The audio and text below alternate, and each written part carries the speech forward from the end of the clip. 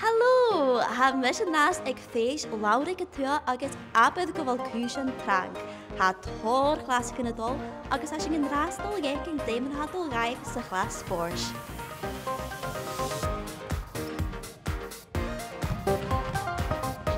Ha tór y dol o sio ha bal basketball, emain, badminton, dodgeball, agus fios casual skengoch, agus stoch go fami heen cór an brúta gan iaching ag aichar.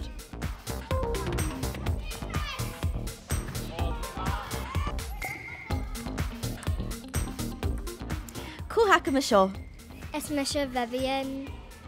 So ha sin anta chlas Spòrs yn nasta agus déidir de Charlotte sa chlas Spòrs.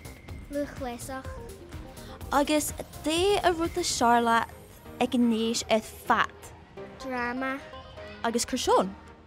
Son ha mi jana lesonin just sahange.